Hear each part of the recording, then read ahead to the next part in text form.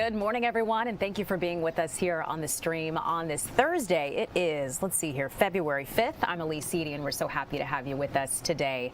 So let's get into it. Have to start with a really terrible story. We got news of this from overnight, a deadly house fire to the tune of 4 family members that lost their lives in all of this. So firefighters got to the scene on Winthrop Drive. This was near Glenwood Avenue and Interstate 20. Just before midnight, they found that home engulfed in heavy smoke and flames. So the interim fire chief spoke about it. Let's listen to what he said. All right, Melvin Carter. I'm the interim fire chief with the DeKalb Fire Rescue. Okay, what are you guys working tonight?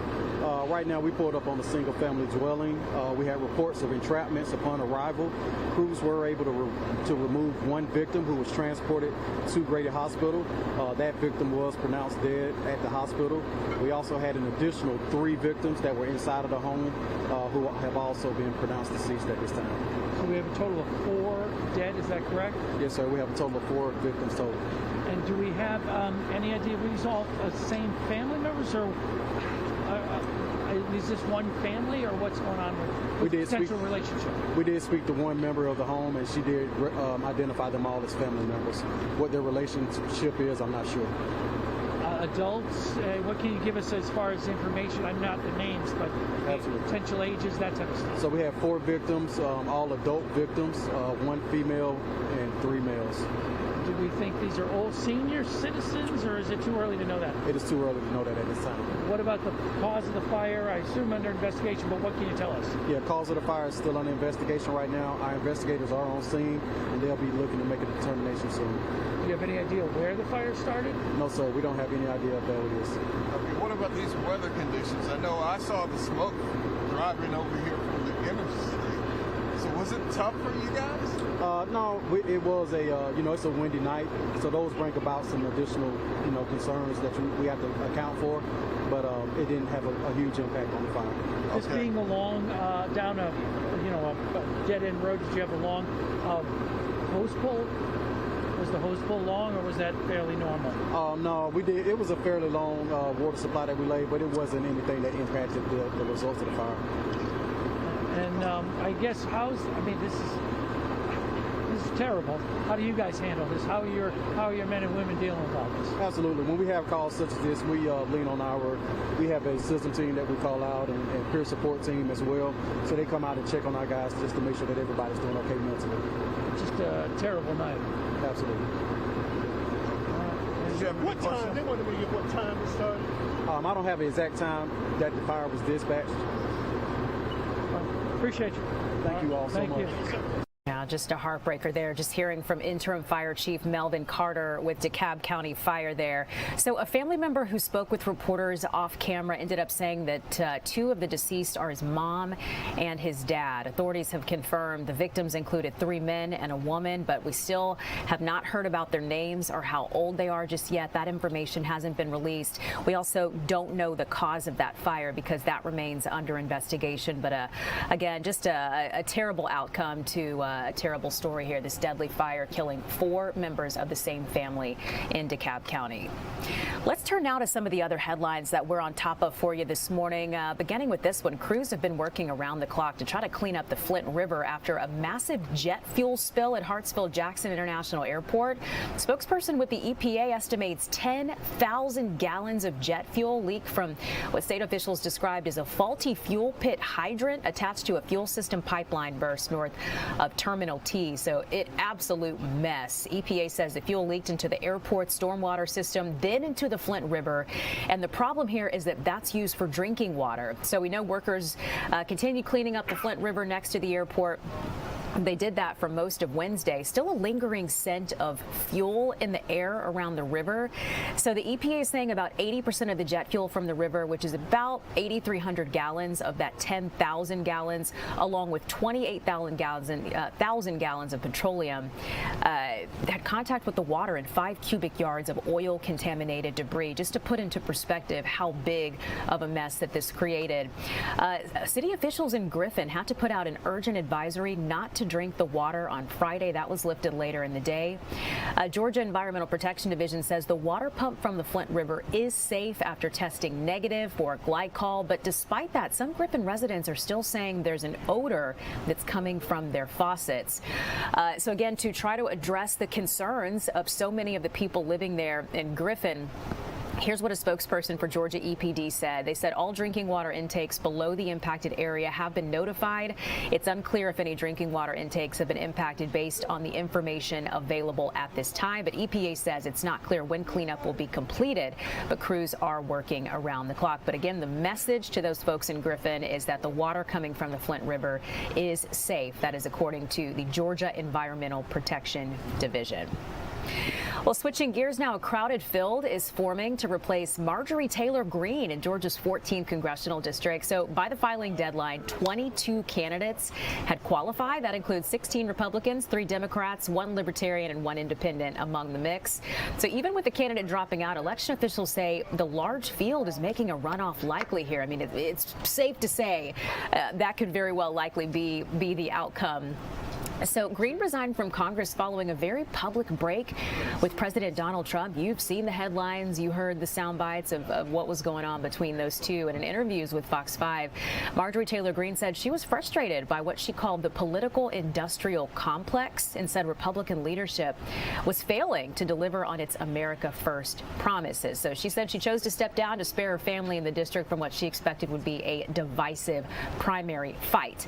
So Governor Brian Kemp ordered a special election January 6th. Voter registration closes February 9th. Early voting begins February 16th, and that special election, well, that's set for March 10th with a potential runoff on April 7th. President Trump has endorsed Clay Fuller with the Georgia Republican Assembly and has backed State Senator Colton Moore, and that should set up a pretty high-profile and closely watched race. So should be very interesting what ends up happening in Georgia's 14th congressional district. Well, now to some more big news, talking about an ICE detention center. It's planned just east of Atlanta, and the truth of this is it's closer to becoming a reality despite opposition from some local leaders.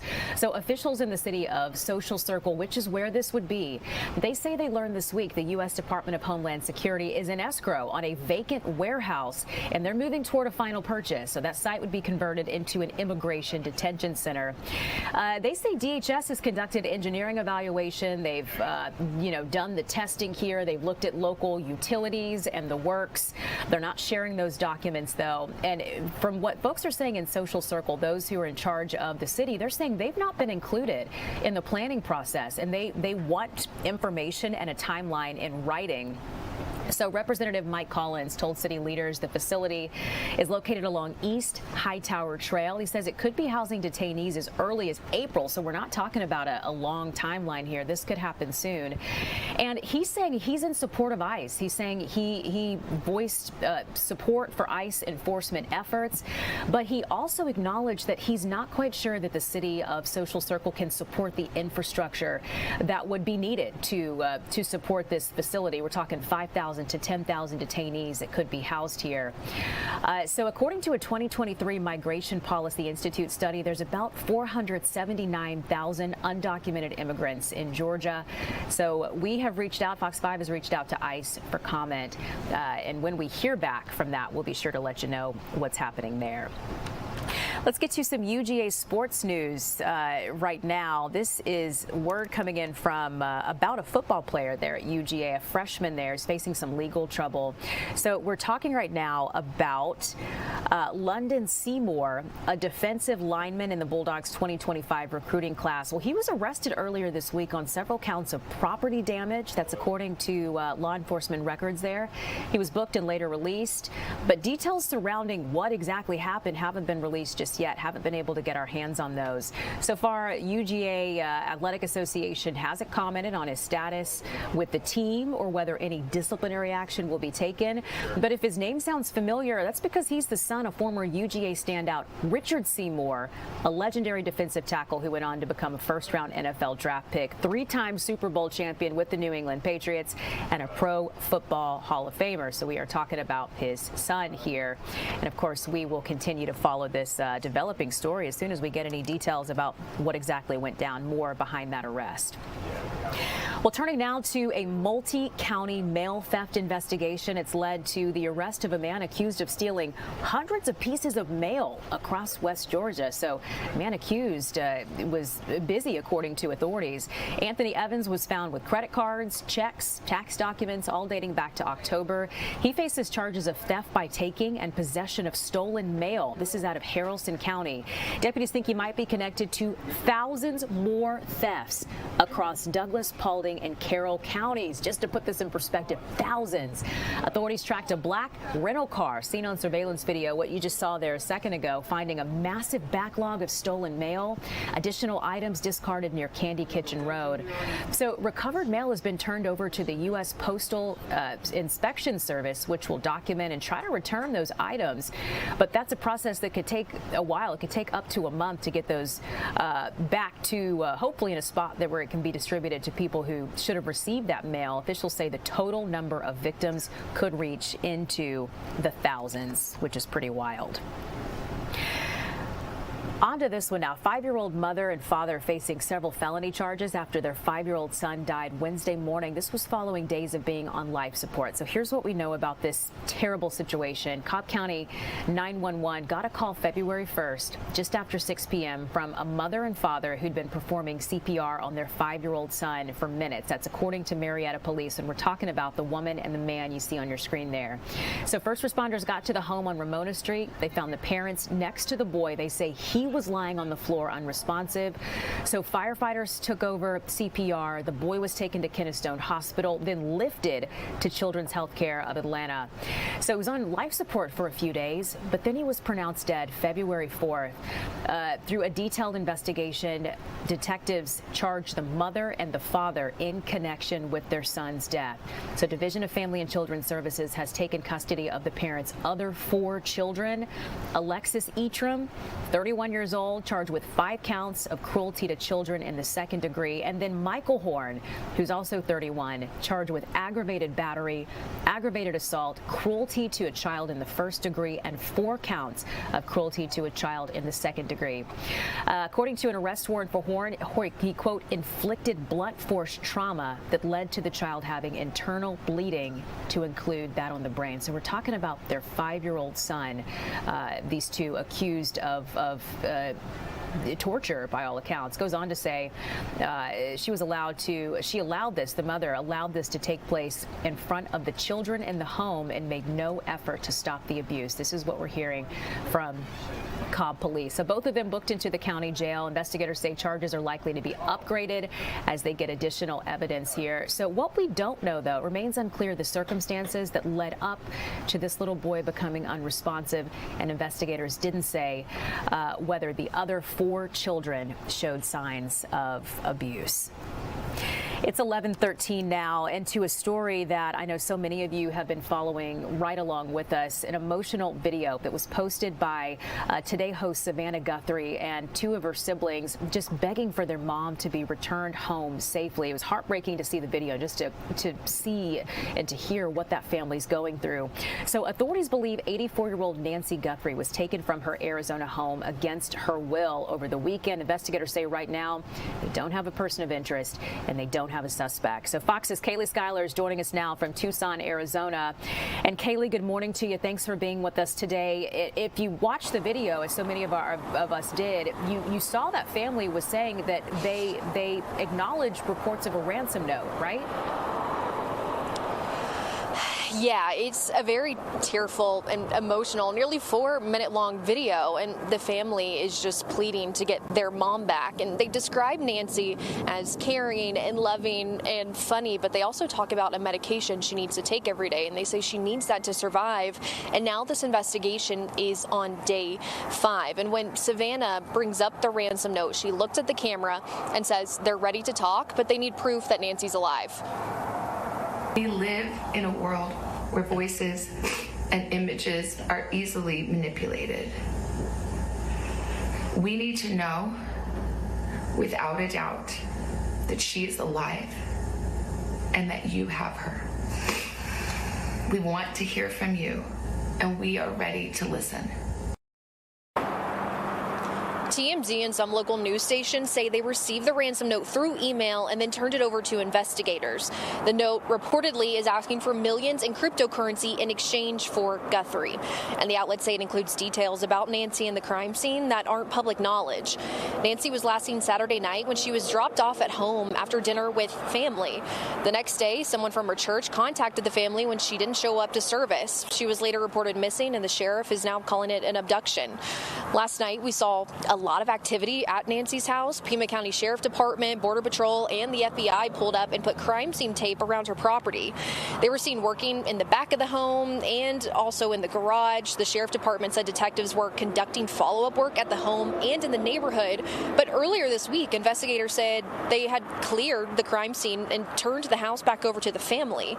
Law enforcement was also seen at Savannah Guthrie's sister, Annie's home. We saw agents coming in and out of the vehicle carrying what looks like a tripod, so it could be that they were helping assist with that video that we just saw a clip from. And last night, President Trump says that he is directing all federal agents to be completely disposable to the family and local law enforcement to help bring Nancy back home. And here on the ground, I'm standing right in front of the Sheriff's Department. We're expecting an update from them at 11 Mountain Time. In Tucson, Arizona, Kaylee Schuyler, Fox 5 News. You know, Kaylee, there's been so much on social media, you know, none of it has been corroborated by police, but just, you know, people throwing out suspects and people they think that may be involved. But the official word from police there is that, again, I just want to be clear about this, and you correct me if I'm wrong, there is no suspect, there is no person of interest that they are saying at this point, correct? You are correct, and that's why yesterday morning the sheriff actually released a statement because of all of the speculation that there could be a person of interest or even a suspect. That's why he released a statement yesterday morning saying he wanted to be clear. They don't have anyone in custody, anyone there, you know, that they have as a person of interest or a suspect, and they're just trying to follow as many leads as possible. Just heartbreaking for the family and a big job for law enforcement in trying to get to the bottom of this. So, Kaylee, thank you so much for the very latest. And, you know, as we all just watch and wait and hope for the very best in all of this. So we appreciate you updating us on what's happening there, Kaylee. Thank you. Thank you. Well, it's 11:17 now, and turning to a helicopter crash. A police helicopter has crashed in Arizona. This is following an officer-involved shooting. Shooting happened between Flagstaff Police Department and at least one person late Wednesday. Arizona Department of Public Safety Ranger helicopter crew responded with tactical air support. Helicopter crashed during the incident. It killed both the pilot and the paramedic on board. That is just terrible. Suspect is in custody. Has non-life-threatening injuries. So the Department of Public Safety will be working with the FAA and the FAA and the NTSB to investigate the crash that happened again there in Flagstaff, Arizona. Well, still ahead this morning, we're talking about America's healthcare system and a big crisis that it's facing. So we'll take a closer look into what's going on next.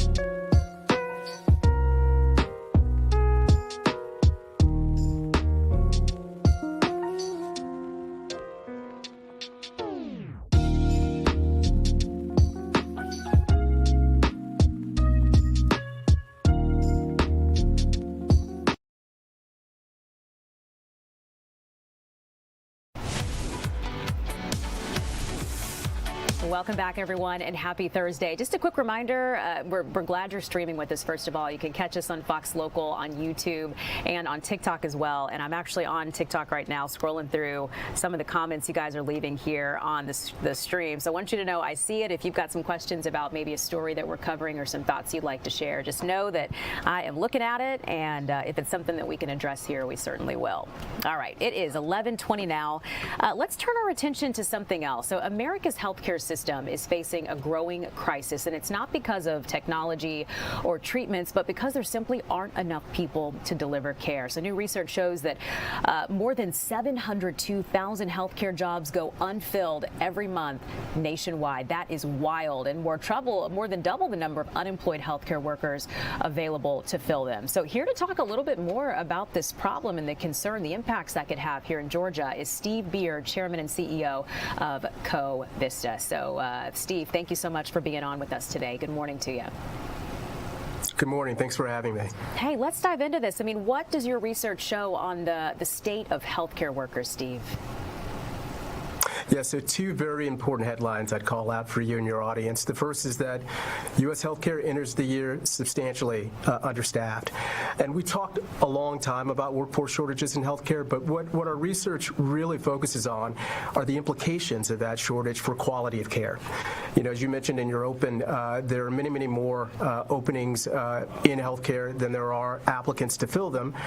But how that translates into the availability of care is where our report really takes a deep dive.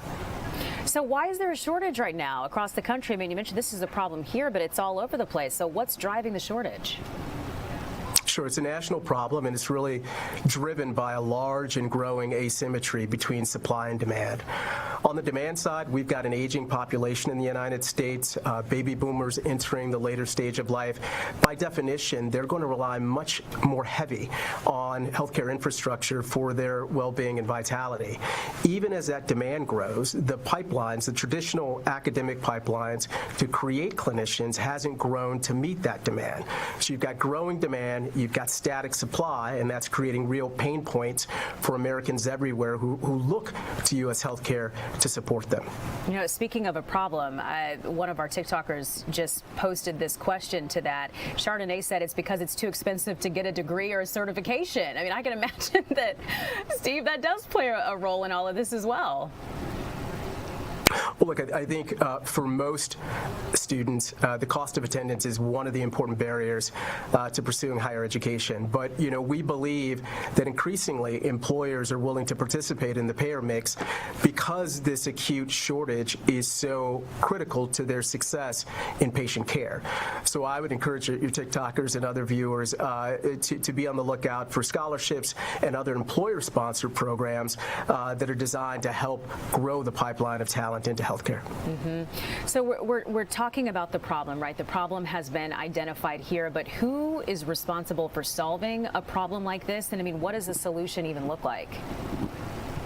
Yeah, I think it's a collective solution because it's a complex problem. I think there's a role for policymakers to play at both the federal and state level. I also think there's a role for healthcare leadership to play, and there's a role for higher education to play. Here at Co-Vista, we're the largest healthcare educator in the United States, 97,000 students across our 5 institutions, and we graduate about 24,000 clinicians a year. But we actually believe we can do a lot more, and we're looking to scale up our institutions to do our part to meet that need. But we expect that other higher education institutions, partnering with employers and partnering with government, can do more to increase the supply of talented clinicians to the bedside in those care delivery settings. Now, Steve, for those that are maybe just joining us, give me just a few of your takeaways. You've seen the data, you know what the problem is, you've looked at the research. I mean, what are some of the biggest takeaways here for you? Absolutely. So about 76% of all clinicians say that the staffing shortages affect their ability to deliver high-quality care. About 1 in 2 executives say that the shortages have resulted in them reducing the capacity. It seems really, really far away. Really? Uh-huh. So it's in your ear pretty good? Yeah, I mean, I think so. Okay. This isn't supposed to happen. All right, please stick with us for just a moment. We can hopefully try to get Steve back up. He was right in the middle of sharing his thoughts on the healthcare crisis. Got guess this is what happens on a live stream. How about this? Let's press pause, and we'll be back right after this.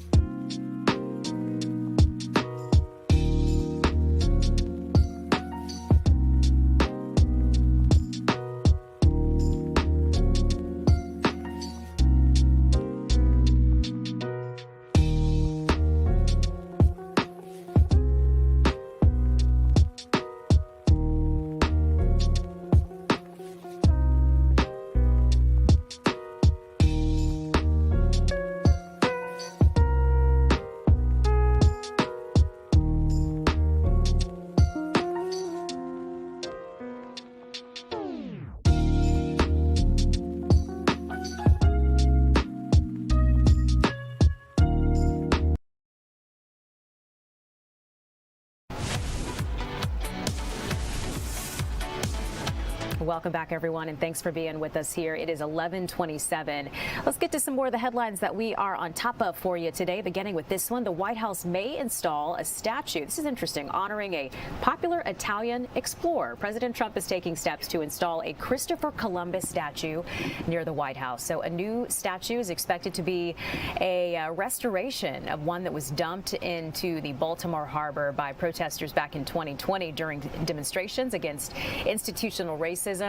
President of the Italian-American organization United, John Pica, says that the organization, which owns the statue, agreed on Wednesday to loan it to the federal government. President of the let's see here. Actually, while the White House hasn't commented on the plan just yet, President Trump has made some recent efforts to try to honor Columbus and reinstate Columbus Day last year. Well, I don't know if you're going to like this news very much. Utility bills may be even higher this year for some Americans, according to a new study. Certainly not what we want to hear. The nonprofit organization Powerlines found that electric and gas utility companies asked state regulators to approve $31 billion in rate increases last year. That's more than double the $15 billion that they asked for in 2024. So we're talking about significant here. Powerlines says electricity and gas are now the fastest drivers of inflation, and you've probably seen this in your bills. You've noticed this. Increased requests come as big tech companies continue to build AI data centers across the U.S., with some utility companies attributing the higher costs to the unprecedented demand from the centers. And while many of the rate increases have been approved, some are still pending approval. Well, turning our attention now to the Super Bowl, it's just a few days away. I think we're 3 days out. Yeah, 3 days. And with so many pregame events that are leading up to Sunday, the Bay Area is heating up with competition. They're ready for that. They're ready for fun. And they're ready for the excitement that come with hosting a Super Bowl. With the tens of thousands of fans that are going to be soaking up all the action, of course, safety has to remain a top priority there. So Fox News Edge entertainment reporter Ashley Dvorkin is joining us now in Santa Clara, California, with the latest. So, Ashley, it's good to see you. Thanks for being on with us here in Atlanta. This is a big job. I mean, you talk about hosting the Super Bowl, and there's a lot of things that come along with that, right? Yes, absolutely. Good morning, Elise. And we can already feel the excitement here, right, at Levi's Stadium. And around the Bay Area, there's so much going on. There's already so many fans with all these experiences. And when it comes to security, yes, the NFL chief security officer had said that the planning for the Super Bowl security has been 18 plus months and going. And they have a cybersecurity hub here, too, to scan for any digital threats. And in addition, it is a Tier 1, which is the level that they do security, which means that we have federal, state, and local agencies working together on it. So that is all happening, of course, and as we have that as part of the preps, also, like I said, all that excitement, there's all these experiences throughout the Bay Area. We were in San Francisco yesterday, where there's a big fan experience there, too, where people have interactive games, they can practice their football skills, they can check out some NFL memorabilia. So we have all of that going on. And all week, the coaches and players, they've been doing a lot of media, and they know they have a very competitive game in store. They're a really good offense. They're really complimentary. You got to be able to control the game and put it on our terms. The Seattle team they have a great team. They're here for a reason. It's going to be a great matchup. So we have a lot. 10 years, right? Now they're back, the Seahawks and the Patriots 10 years later. And we're very excited for Sunday here right outside of the stadium where the sun has just come up. So you have an even better view of the stadium right now, Elise. To get that view, so certainly good to see that. Okay, so if you can share with us, Ashley, who you got winning this whole thing. So at first I was going to say the Patriots because I do love an underdog story. But then I spoke with the best football expert I know, which is my 8-year-old nephew. And he said that he has never seen anyone win as many points in the playoffs in his whole life as the Seahawks. And he said I should go with the Seahawks. So that's what I'm doing. Elise. 8-year-olds know a lot of things. And so you might be onto something with that. It might be safe to stick with that. Too funny. All right, Ashley, thank you so much for giving us that look. I think you're right. So we appreciate you checking in with us here in Atlanta, Ashley. Thank you. And of course, thanks, Elise. Yeah, thank you, Ashley. Staying on the topic, though, of the big game, we mentioned this briefly, but safety is a really big part of this. And the Bay Area there has a big job on their hands, but we can rest assured that they are prepared for this and they are ready. So joining us to talk a little bit more about the preparation that's gone into that, we have Chief Corey Morgan, the Santa Clara Police Department. Chief, joining us to talk about that. And that's the only name I have. So who else do you have there with you, Chief? Yes. I'm here with Patty Rose. Very nice. And who are you with? Hi, good morning. Patty Rose, I'm Vice President of Public Sector here at Verizon. Patty, thank you for being with us on the stream today as well. So let's get into it. I mean, I know a lot of work has gone into making sure that this is a safe experience for those attending the Super Bowl. So, Chief Morgan, if you can get into to just kind of how your department has approached this. Yeah, well, Super Bowl is more than just the game. It's really a week-long global event that culminates with 70,000 fans coming to Santa Clara. We've been at the planning efforts for more than 2 years now. To get here, we've brought in more than 50 public safety agencies from state, local, regional, and federal partners to help us in this effort. And I'm comfortable with where we're at. We've been here before. We understand what it takes to host a safe and secure Super Bowl, and I'm comfortable because it comes down to collaboration and clear communication to make that happen. Of that, that collaborative effort, you mentioned the communication part of this. So tell us about the work, Patty, that's gone into that part of this whole operation. Yeah, so we've been planning hand in hand with our public safety agencies in the area for more than 2 years. Preparing for an event of this magnitude, it requires significant investment in not only relationships, but as well as the infrastructure. We've completed nearly 200 network improvement projects here in the Bay Area and major venues like Levi's Stadium to help ensure a fantastic experience for fans citizens, but also to make sure that our public safety agencies have what they need in order to be successful through mission critical communications. And what's unique about these investments, it's a permanent boost to the region's infrastructure. These projects are here to stay when you think about the improvements in the network, and it will also help support the residents, businesses, as well as first responders when you think about that high capacity communications long after the final whistle. So, Patty, let's talk about, AI, drones, cybersecurity. How is that changing the way that first responders operate, especially during major events like the Super Bowl? We're seeing a real shift in how first responders are operating and responding to incidents. Reliable communications, that core foundational network element is still at the core of what first responders need for critical communications. But when you think about tools like AI and drones, AI helping with situational awareness, drones also helping assess scenes more quickly and more safely, these tools alone will help first responders be able to respond faster, coordinate across agencies in a more effective way, and it will keep both the public, citizens, as well as our first responders safer.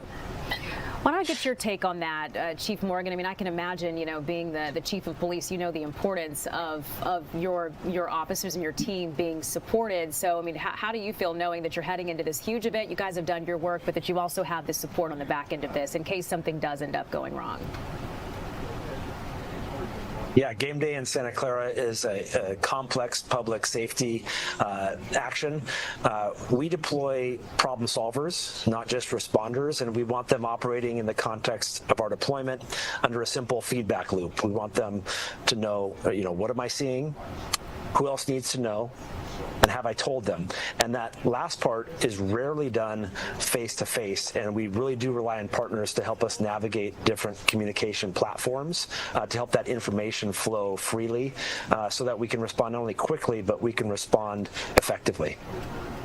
Chief, we have just a moment. Is there anything else that you want to share with us about the work that's gone into this? I mean, I know it's countless hours, and we're not out of the woods, right? We're still 3 days out from the big event actually happening, but there's been so much work leading up to this. So anything you'd like to say for those that have helped to put the pieces together to help all this run smoothly? Yeah, it's involved hundreds of public safety officials. I'm confident in the planning. I'm comfortable with where we're at. I have a lot of confidence in the professionals that are going to execute the plan, and we're ready for a safe and secure event and a great day, a great American celebration. Yeah. Patty, anything else you'd like to share with us before we let you two get back to it? Yeah, I would just say for any of the information here that we've discussed today, you can go to verizon.com/frontline. All right. Thank you both so much for being with us. And I know it's going to be a smooth and safe, successful event on Sunday, thanks to all the hard work you put in. So we appreciate you checking in with us here in Atlanta today. Thank you. Of course. Well, our time is 11:38, and something a little bit different that we're talking about for you here in just a few minutes. Stick around for this, because we're talking about, is it possible that AI can replace romantic relationships with other people? We're going to take a deep dive next.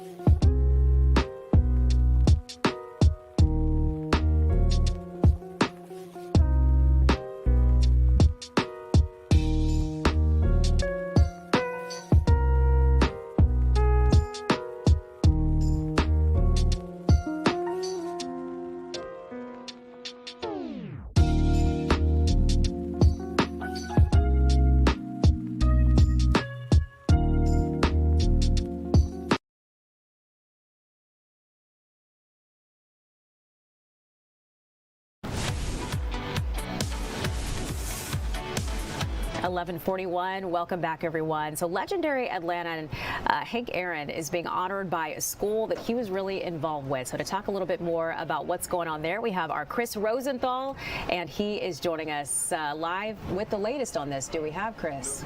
Nope. Okay, we had him, and now we don't. But I think we do have something else. If you were watching a few minutes ago, you heard me talking about AI, if it was possible that AI could replace relationships for you. So let's move on to that at this point. Especially, this is good timing here because Valentine's Day is getting closer and closer. So you might be thinking about love and connection and everything that comes along with that. So Johns Hopkins lecturer and relationship expert Dan Yee is warning AI companions could replace traditional romantic relationships within 5 years. So you've got our attention, Dan. Good morning. How are you? I'm good. I hope you are. And I'm so curious about this topic. So let's get into this. We're going to start with the big picture here, Dan. So why do you think that AI companions might fulfill emotional needs better than, say, human relationships for some people? Well, study after study has confirmed this, right? When humans are talking to AI and a doctor, and they don't know which one is the AI and which one is the human, they overwhelmingly prefer the AI. And the reason for that is that AI can give you all the time in the world, right? Doctors can't wait to get you out of his office. Whereas for AI right now has the IQ of about 147. And when you don't actually know it's AI, you feel like the AI is more patient with you, is kinder. And once we put this AI in a humanoid body, I think human marriage will be in trouble. That is wild. That's a bold claim, but that is wild to hear, and so interesting that you're saying research is pointing to the fact that some people actually prefer that over, what they're getting, say, when they're in a doctor's office. But you mentioned a humanoid form. So, what are we talking about over the next 5 years? Are we talking like realistic humanoids? Are we talking apps, Dan, or does it maybe look like something in between? What are you envisioning here? Right now, the humanoid robot is so real, you couldn't tell it's a robot 10 feet away. You have to be pretty close to tell the silicone skin is actually not human. Now, in 5 years, we're most likely going to have humanoid robots so real that you can't really tell. They'll be walking around, and you would think that they're human. And we are going to have these humanoid robot at home, and just imagine your celebrity crush, washing your dishes, cooking for you, and many humans will develop a relationship with these humanoid robots because it's much easier than putting yourself, out there and date other humans. You know how difficult the dating market is these days, and a lot more humans will retreat to the comfort and the warm embrace of the robot. That is so interesting. And I'm wondering if that's where you're going along the lines of you saying that commitment and long-term partnerships are becoming harder in the AI area. So give us a little bit of insight into what you're talking about. And it might be, like I just said, the point that you just made. Well, if you think about it, how can human ever really stack up against robot, right? Like, think about your celebrity crush. You have, Chris Hemsworth staying home waiting for you with dinner every day. He will tell you not what you need to hear, but what you want to hear. And once you get used to these bots, how can you ever go back to human, right? Human, we're difficult. And when you actually go into the dating game, there are a lot of, difficult human beings out there. Whereas the AI will know every single detail about you, have probably 500 IQ by 2030, and will tailor what he or she tell you by what will make you happy. So, just knowing young people, I'm surrounded by lots of young people, and just seeing how they are, I just can't see how they would not prefer a robot compared to a human. Wild. I mean, you definitely got us thinking. You got the wheels turning because now you've gotten the picture of Chris Hemsworth in our kitchen doing our dishes in all of our heads. And so, I mean, that's the picture that you're leaving with us here. But this really is an interesting topic. Let me ask you this, Dan. Is there a place we can go to keep up with you and just kind of, more on what you're talking about? Because you've got us thinking this morning. I think we might want to know more. Well, a book is coming out very soon. I'm writing a book exactly about this topic. And I think overall, I'm a big fan of human-to-human relationship. I think this robot thing is very dangerous because, imagine if the robot ever got hacked, it will clean off your bank account, right? If the robot ever not acting in your best interest, you'll be in trouble. So I would say still focus and invest in human relationships because that is the more secure path forward. But I do see vast majority of the human population going after bots within 5 years. Fascinating. 5 years is not a long time when you think about that big change. So certainly giving us something to think about this morning. Dan Yee hanging with us here on the stream. Dan, thank you so much for your time and for your insight on this. It's been very interesting. We appreciate it. Thank you so much. Take care. It's 11:47. We're going to try this once again with Chris Rosenthal, talking about a school that was associated with Hank Aaron and what's happening there. So, Chris, we'll send it out to you. I think we got you up. So what's happening where you are? Yeah, hey, I'm at Atlanta Technical College today here in Atlanta, Metropolitan Parkway, and they just had a celebration today, just wrapped up a legacy celebration for Hank Aaron, the famous baseball player. We all know him for his home run record and Atlanta Braves legacy, but he was also very involved with Atlanta Technical College here, and it's actually his birthday. So they've been doing this celebration here for a number of years to celebrate him and celebrate his involvement with the school. And on hand, of course, was his wife, Billy Aaron, and some of his family and his descendants here. But I'm joined by Dr. Victoria Seals here with the school, with Atlanta Technical College. And first of all, tell me about Hank Aaron's legacy here. Tell me what his involvement, what he's meant to the school. Well, Mr. Aaron was an amazing supporter of the college. He actually began as the first board of directors in 1997 with the college, and then later on, he helped start the Atlanta Technical College Foundation. So through his support, we had the first BMW technician training program as part of our automotive, and ongoing, it's just been amazing scholarship support for our students. And so through the Chasing the Dream Foundation, we have 10 endowed scholarships, as well as Mrs. Billy Aaron started a New Beginnings scholarship to help support those students who leave the New Beginnings Academy and matriculate here at Atlanta Technical College. And so we overall have about 10 to 12 scholarships that the Aaron family continue to support here at Atlanta Technical College. Yeah, we got to hear from some of those students today and some of their stories, but just about what these scholarships really mean to them. It's pretty special for them too, huh? Indeed. I mean, for a lot of our students, it's a little bit of money, anywhere from $500 to $1,000, can mean the difference between them being able to finish their programs or having to stop out. So the scholarship support that they get is truly life-changing and generational changing, and so it really helps them to stay on track and get on their pathway to economic mobility. So Mr. Aaron, as you said, was an amazing baseball player, but he was also a great businessman, as well as a philanthropy was very important to him. And so we're just honored here at the college to be part of his legacy, and every year to help celebrate him and his family and their connection with the college. And speaking of his legacy, you guys named one of the buildings here after him, and but that was an old building from the 60s now, so it's in need of a renovation. And we've actually got some drawings here we can show, but talk to me a little bit about that building and the renovation that's going on. Indeed. So in 2020, we actually got to celebrate Mr. Aaron's 86th birthday, and part of that was renaming the academic complex as the Henry Louis Hank Aaron Academic Complex. That building is initial to the college here, so as we prepare to celebrate 60 years, that building is 60 years old. And so we're excited that we have received funding from the state to do an expansion and renovation of that, to bring it into this century, and to give our students and faculty and staff a space that they can be proud of, as well as to meet their needs as it comes to participating in programs.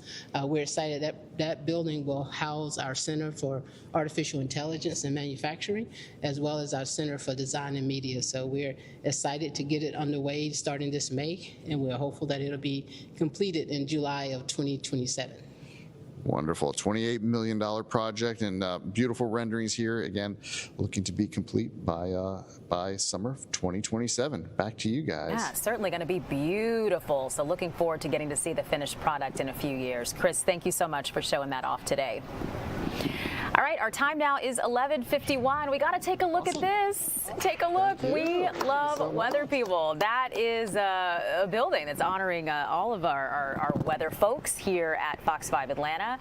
They chose Paul Milliken, though, which I kind of love that he's up there. He's a big part of our weather team as well, multi-talented, just like our meteorologist, Jonathan Stacy, who is joining us now to get into this. But I love it. Paul repping the team up there today. He's taking the big one for us, right? He is. He is. But all that to say, Interestingly enough, I talked to our bosses and tried to get Paul to do weather today. And he wasn't available. You don't have to do it when you're the poster child for all of the weather people. That is true. You get the day off. Pass, yeah. How about this? We have a few flurries flying out there. They still continue to kind of fester, mainly across the mountains of Appalachia. Going out over the state line now is where the cluster of the flurries are. But a few of you got some flakes this morning. Wasn't anything that was that sizable, but it was quite sightly in the way that your pictures came in. So we like that some of you got a dusting or a coating out there. It's a chilly one. We're at 36 degrees here in the city, 40 in Athens, but everywhere else you'll find the numbers in the 30s at this hour. We're going to press toward the 40s today, but we're not going to move beyond that. Let's not take it back a day. Today is Thursday, not Wednesday. 3 o'clock we're at 42 degrees. We'll spend a couple hours in the lower 40s before the numbers kind of fall apart once more tonight. So here goes a look at your high temperatures for this Thursday, 46 degrees here in town. Outside the city, you'll land on either side of the 46 degree mark. Tonight will take you down to 30 degrees, so colder than it was this morning, 20s across the far northern tier. Here is the big picture setup. We have that front that continues to carry with it some moisture, and so this morning that cold air tapped into a little bit of that moisture that was still hanging near the coast and brought us some flurries on the back side of it. Now that that energy's out of here and in the rearview mirror, let's open up the sunshine. Yeah, we're going to bring in some sunshine despite another cold front rolling through tomorrow. That front's going to give way to another reinforcing shot of cold air. So here's a look at tomorrow's high temperatures. Let's see if we can make it make sense. 57 degrees. Well, that's right on the money for the first Friday of February. But here's the deal, folks. We're going to bring in some 60s. We're going to wait till Monday to do it, though. I actually think a couple communities are going to likely slide something in, maybe on Sunday at least. There's plenty of sunshine in the forecast. Rain chances pretty hard to come by, considering all that we've been through. Ugh, right? My God. True that. Like 67, 69, that's going to feel like spring compared to everything we've had. It's going to be amazing. Yeah, that is going to be amazing. So it's going to be amazing. I love this forecast. You see the intensity? No, I know. It's gone. I know, right? The weight has been lifted. It's your time to shine. Sunshine and higher Anybody temperatures. So we appreciate it. Well, what I'm seeing on here is we got someone saying Hank Aaron's the GOAT. So there's that. But I haven't seen anyone weighing in all the things. But we appreciate you, Jonathan. We got to let you get going. You got to do the noon show. So we're on all the time. We're on all the time. We can make it happen. I'll let Jonathan sprint in. Thank you so much for checking in with us here, making time. We appreciate it. Okay, and thank you for joining us as well. You can see Jonathan in just a few minutes if you stick right here on Fox Local. We got the noon show headed your way. Have a great day.